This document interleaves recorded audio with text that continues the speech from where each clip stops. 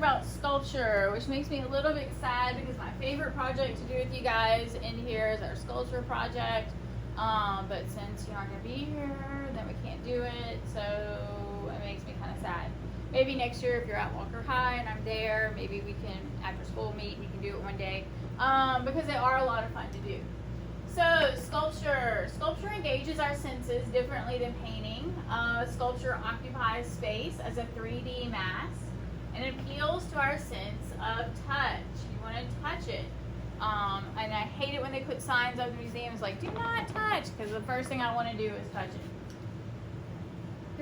Well, there's a lot of different types of sculpture. We're going to talk about 6 or 7 of them. Sunken relief, low relief, high relief, sculpture in the round, space sculpture, machine sculpture, and earth sculpture. And if you speaketh the English, okay, and really listen to the words that describe them, you'll be able to tell the difference between the types of sculpture. So the first one's sunken sculpture. And when something's sunken, it goes down in, right? So it has grooves of various depths cut into the surface plane of the stone, or whatever surface you have, but the surface remains clearly visible. So this is from ancient Egypt. It's from around 2040 BC, so it's 2040 years before Jesus. Okay, it's pretty old piece of rock. Okay. And it's in the Metropolitan Museum of Art in New York City, and you can see that it is cut into the surface plane of the stone, and so it is a sunken relief sculpture. Then there's low relief sculpture, so it just projects relatively slightly from that background plane. Times Square Sky is the name of this sculpture, and it's in Minneapolis, Minnesota. And you can see it when it's hanging on the wall, that it sticks off the wall relatively slightly. All the letters and stuff are stacked on top of each other. So you can see that it sticks off just a little bit from that background plane, because low means little, right? Sticks up little or slightly from that background plane. Then there's high relief sculpture. So if low relief sticks off just a little, high relief sticks off a lot. Okay, it's greatly projecting from a background plane, but still stuck there. Okay, so high relief sculptures are used a lot in the facades or the fronts of temples and cathedrals, like a lot of Catholic churches. They attach the object to the wall. It's still stuck in the wall, but it protrudes out pretty far. Okay, so this is one, you might have seen a picture of it in our library at school. I've seen in person before. So the background plane, and it's honoring the African American soldiers in the Civil War, and it looks like they're stepping out, but it's all attached. Okay, so it's all attached to this background. So it's a high relief sculpture. And you can see how they're all touching each other, and it's all bound to that back plane. Super detailed, very impressive in person, full-sized horse and full-sized men. Okay, then there's sculpture in the round. What do you think that means? If it's sculpture in the round, you want to walk around it, okay? So it's meant to be viewed from all directions. It brings out the 3 qualities of a sculpture. Our bodies are more actively involved in our perception of a sculpture in the round because our bodies want to walk around the sculpture, okay? So if you had made sculptures in here, they would have been sculptured in the round because the assignment was to make something that's interesting from every angle, okay? So I would have made you walk around your sculpture to tell me if it's interesting from every angle. Okay, then there's space sculpture, not outer space, okay, but emphasizing spatial relationships. So this one's pretty interesting. I think it's in Phoenix, Arizona, I want to say. And during the day, it just kind of looks like, I don't know, a little wire thing up here. But at night, it's all lit up, and the lights change and stuff. So you can kind of see the inner space and the outer space and those relationships within the space of the sculpture. So kind of neat. It's hung between two buildings over the walkway. Kind of cool. Alright, machine sculpture. Interested in revealing the machine and its powers. Okay, so this is a hummingbird. Do you see the wings and the beak and the flower?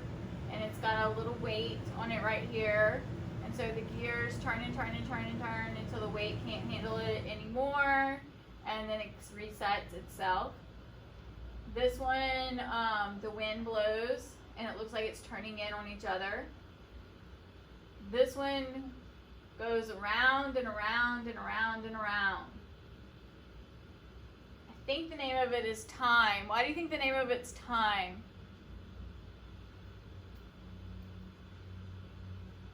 Because it's never ending. It just keeps going and going and going and going. Alright, and then there's earth sculpture. If you've ever been to the beach and you've ever made a sandcastle, you made an earth sculpture. So you use the earth as a medium. Everybody's like, oh, that looks like Moana, thing in Moana. I'm like, yeah, it kind of looks like that, but that's not what it is.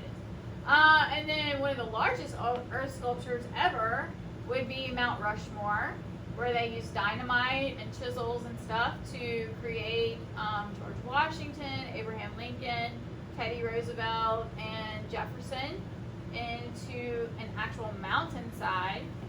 And they did this during the 20s and 30s, before computers. So pretty interesting that they could say, oh, let's put this dynamite in right here, and it's going to blast off, and it'll come out looking like a nose. Okay, that's mind-boggling to me. And then sand sculptures are earth sculptures. I love this one. It looks like the layer to like a villain in a movie, right? But it's actually the office building to the Swarovski crystal headquarters in Austria. If you've ever had a prom dress or a wedding dress and they put the little crystals all over it, those are Swarovski crystals, the really, really good ones that are really sparkly. And this is their headquarters and their office building. And then there's public sculptures. So Maya Lin, she was a college student back in the late, probably early 80s. And there was a contest to design a Vietnam Veterans Memorial. And her subject won. So she proposed that they use black granite, almost like a headstone, and then carve all the names into the stone of all the soldiers who died during the Vietnam War.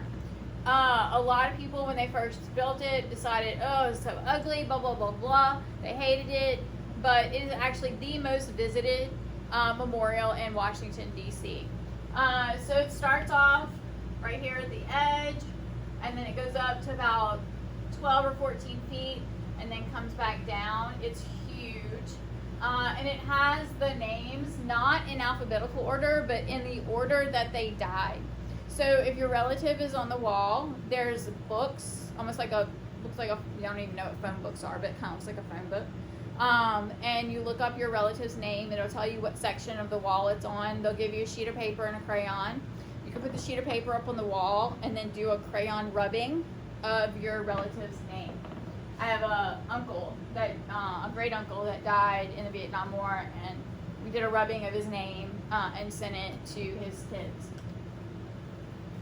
So Dr. Bernard's about 6 feet tall, so you can see how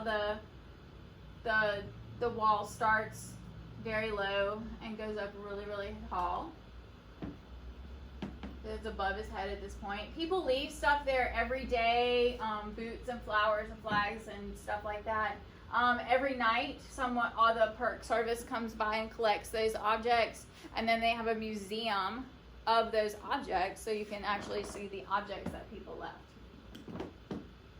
Then a little bit further down, there's the Korean War Monument, and it has like their full-sized soldiers walking up a hill at night. It's very, very ghost-like and very realistic of the conditions that they were in. And instead of doing the names, they did pictures of soldiers and carved their actual faces into the wall. So some people have actually found photographs and the pictures of their actual relatives up there. One of my favorites there it's relatively new, is the Martin Luther King Memorial.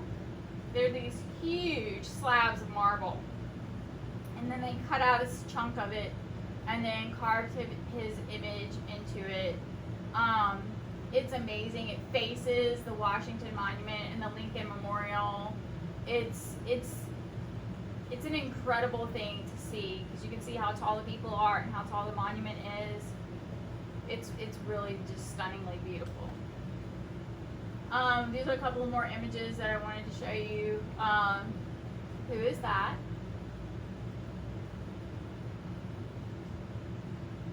Do you know? We know that's Lincoln, right? Okay, that's Edward Einstein. I love the texture on this one. All right, and there's the Iwo Jima Memorial, which overlooks Washington. And then this is the Nurses Memorial, Vietnam Veterans Nurses Memorial. So pretty amazing things and amazing emotions that sculptures can evoke. All right, so truth to materials. In most modern contemporary sculpture, there's one pervasive characteristic. Sculpture remains true to the materials that are used to create it. So an example of truth to material in sculpture is carving from wood. So you would shape the wood to reveal the grain of the wood. So a lot of carvings, like you see in the older homes, like especially plantation homes around the South, they carve it specifically so you can see that beautiful grain in the wood. It's like decorator's sin to paint over that grain of the wood. I love this sculpture because it really uses the grain of the wood to make it look like hands with a bridge going across.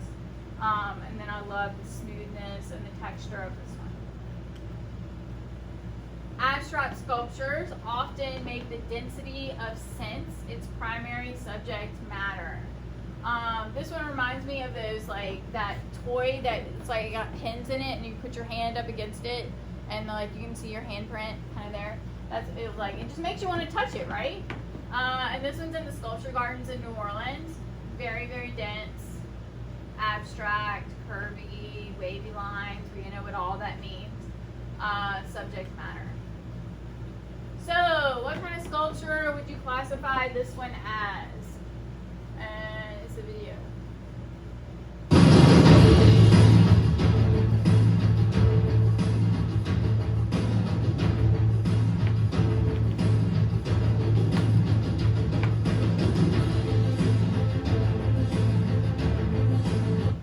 So, would you say earth sculpture?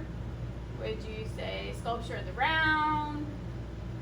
What would you say?